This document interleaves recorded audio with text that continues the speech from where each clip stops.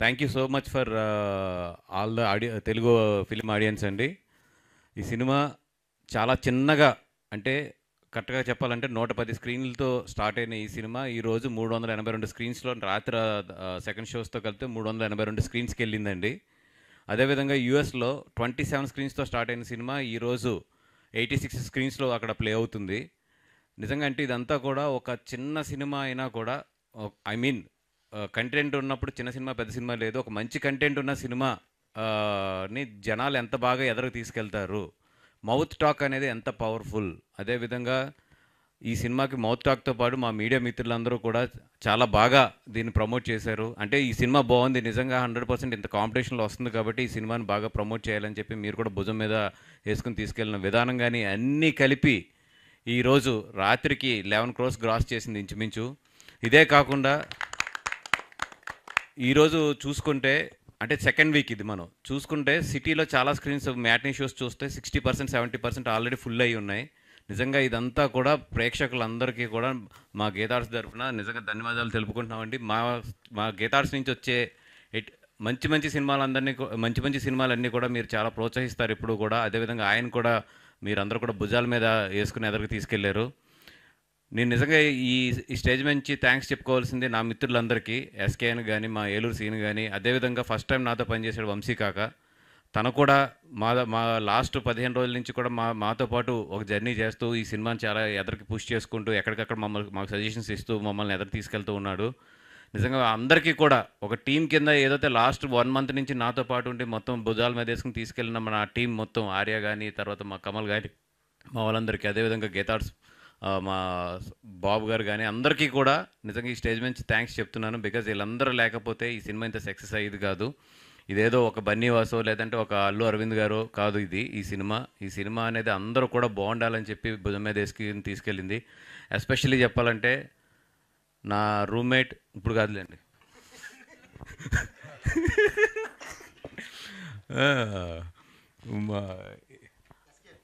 మా mic star SKN అయిపోయింది నామం.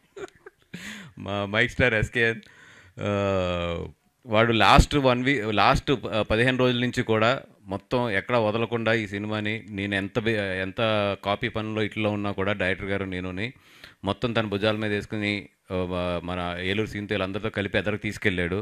నిజంగా మా టీం తరపున, అందరి తరపు నుంచి కూడా వాడికి థ్యాంక్స్ చెప్పాలి. ఎందుకంటే తన సినిమాని తను ప్రమోట్ చేసుకుంటాడు, లేదంటే కనుక బాగా ఒక స్టేజ్ మీదకి వెళ్తే బాగా మాట్లాడతాడు. ఇవన్నిటితో పాటు వాడికి ఎప్పుడు కూడా నేనంటే ఒక పర్సనల్ ఎమోషన్ ఉంటుంది. ఈరోజు మార్నింగ్ కూడా పాపం ఎక్కడ టైం మిస్ అయితే 9:30కి వచ్చి కూర్చుని నా మీద ఎంత అలిగినా ఏం చేసినా కూడా ఓపిక్గా కూర్చున్నాడు. థ్యాంక్ యూ రా ఫర్, థ్యాంక్స్ చెప్పకూడదు బట్ ఓకే ఇది. అండ్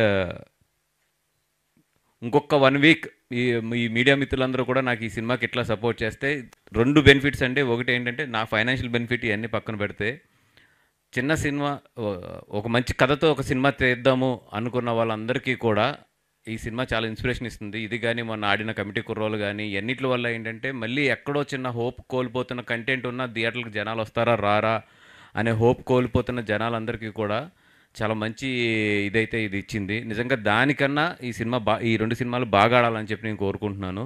ఇంకా బాగా ఆడి అందరికీ కూడా ఒక గట్టి నమ్మకాన్ని తీసుకురావాలని చెప్పి కోరుకుంటున్నాను. అదేవిధంగా మా నితిన్ గారు లక్కీ స్టార్ అనే కన్నా కూడా ఆయన కంటెంట్ జడ్జిమెంట్ అనొచ్చు నిజంగా చెప్పాలంటే. ఎందుకంటే ఇప్పుడే చెప్తున్నారు, వాళ్ళ ఫాదర్ రోజుకి 2 సినిమాలు చూస్తారండి. మీకు వాళ్ళ ఫాదర్ రోజుకి 2 సినిమాలు చూడకుండా నిద్రపోరు. అంటే 100% ఆయన అంత సినిమా నాలెడ్జ్ ఉందంటే డెఫినెట్గా వాళ్ళ ఇంట్లో ఉన్న జనాలందరికీ కూడా సినిమాల మీద చాలా గట్టి గ్రిప్ నాలెడ్జ్ ఉంటుంది. నేను ఫస్ట్ నుంచి అనుకున్నా, ఇతనికి కథ చెప్పగానే అసలు 2వ నిమిషం ఆలోచించకుండా ఎందుకు ఈయన ఓకే చేశాడు, ఎట్లా ఓకే చేశాడు అనుకున్నాం. తర్వాత తెలుసుకున్నప్పుడు అర్థమైంది ఏంటంటే, మేబీ వాళ్ళ ఫాదర్ అన్ని సినిమాలు చూస్తాం, వాళ్ళ ఇంట్లో సినిమాల గురించి డిస్కషన్, ఇవన్నింటిలో కూడా ఎప్పుడో ఒక నాలెడ్జ్ అనేది డెవలప్ అవుతుంది. ఐ థింక్ మీ అదృష్టంలో మీ నాన్నగారిది పెద్ద పాత్ర అయి ఉండొచ్చు, వచ్చండి. అండ్ ఒక సినిమాని ఎంచుకునే విధానం కానీ, ఉత్తినే రావు బ్యాక్ టు బ్యాక్ హిట్స్ అని ఎప్పుడు కూడా, ఒక సినిమాని ఎంచుకునే విధానం కానీ, అపార్ట్ ఫ్రమ్ ఎవ్రీథింగ్ సినిమా బాగుందా లేదని చూసుకోవడం కానీ, ఎన్నిటిలోని కూడా ఆల్రెడీ నితిన్ నాకు తెలిసి ఒక 10-15 మెట్లు ఆల్రెడీ ఎక్కేశాడు. డెఫినెట్గా అతని దగ్గర నుంచి అయితే నేను ఫ్లాప్ పడదు అనేది మాత్రం అనుకుంటున్నాను. ఎందుకంటే తనకు ఒక మినిమం ఒక సినిమాకి ఏదైతే ఒక మోర్ దాన్ జడ్జిమెంట్ అన్నిటికీ కన్నా కూడా సినిమా మీద ఒక కామన్ సెన్స్ అనేది ఒకటి ఉంటుంది. అది మాత్రం 100% నితిన్కి బాగుంది. కాబట్టి తన దగ్గర నుంచి అయితే ఫ్లాప్ డిజాస్టర్లు అయితే మాత్రం రావు అనే చెప్పి కోరుకుంటున్నాను. Thank you. అదేవిధంగా మా డిఓపి చాలా హింస పెట్టాను.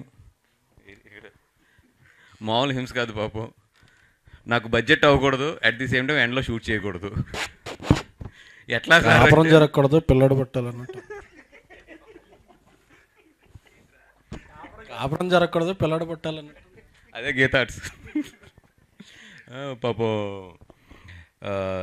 మన నా హింసని, డైరెక్టర్ గారి హింసని మొత్తం బరాయించి, నిజంగా అంటే ఒకటే అడిగాం డైరెక్టర్ గారికి, గుర్తుందో లేదో, ఆయన అడిగింది ఏంటంటే, ఇది చూస్తుంటే ఒక వర్షాకాలంలో ఒక నెల రోజుల పాటు 2 నెలల పాటు వర్షం జరుగుతుంటే ఒక చిన్న అలా మబ్బులో ఉంటే హ్యాపీగా ఉండాలి ఈ సినిమా అన్నారు. నిజంగా ఈ సినిమా డిఐ చూస్తే కనుక మీకు ఎప్పుడు చూసినా ఎండ అనేది ఎక్కడా కనపడదు. ఒక చిన్న మబ్బులోనే, ఒక మబ్బు వాతావరణంలోనే సినిమా జరుగుతున్నట్టు కనపడుతుంది.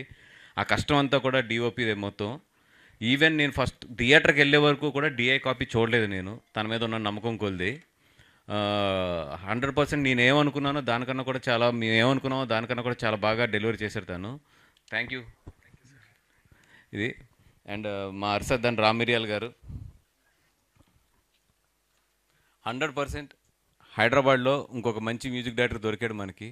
డెఫినెట్గా ఇతనితో ఉన్న స్పెషాలిటీ ఏంటంటే, ఇతని దగ్గర మీరు వెళ్ళక్కర్లేదు, ఇతనే మీ దగ్గరికి వస్తాడు మొత్తం. అందరి దగ్గరికి వెళ్ళలేవు.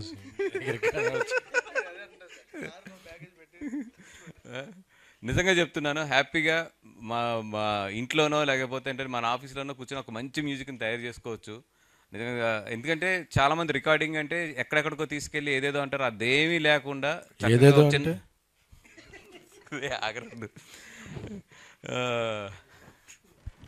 చక్కగా ఎక్కడన్నా సరే ఓ మ్యూజిక్ని క్రియేట్ చేయొచ్చు అని చెప్పి మాత్రం తన దగ్గర నుంచి చాలా నేర్చుకున్నాను నేను. Thank you Arshad and all the best. అది మా ఆటగాడు, మా పోటుగాడు.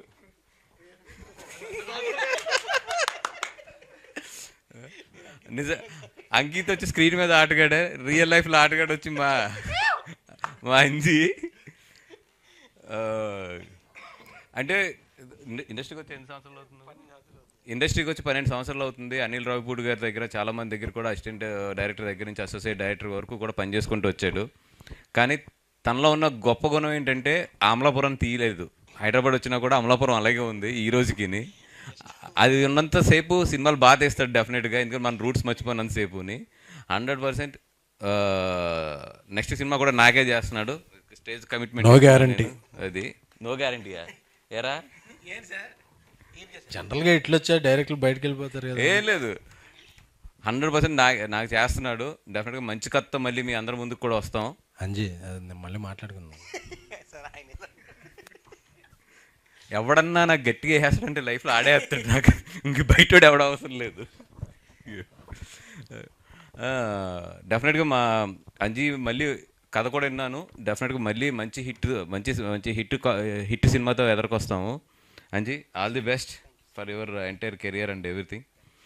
అండ్ మా నయన్ ఇక్కడ లేదు పాపం, చాలా రోజులు ఈ సినిమాకే ప్రమోషన్ స్టిక్ అయ్యి ఉండి వేరే సినిమాలు తను ఆల్రెడీ 2 సినిమాలు చేస్తుంది. ఆ సినిమాల డేట్ల గురించి ఇట్ల గురించి తను వెళ్ళవలసి వచ్చింది. And thanks for entire my team. ఏదన్నా ఎవరన్నా మర్చిపోయి ఉన్నా కూడా క్షమించండి, ఎందుకంటే నా వెనకాల ఎస్కేఎన్ గడు ఉన్నప్పుడు నాకు వచ్చిన టెన్షన్ ఉంటుంది. వాడితో గమ్మును మాట్లాడిస్తే ఒక 2-3 బిట్లైనా దొరుకుతాయి. బిట్లంటే ఐ మీన్ 2-3 పంచులు దొరుకుతాయని చెప్పి, అవి వైరల్ అవుతాయి, సినిమాకి ఉపయోగపడతాయని చెప్పి. అది రారా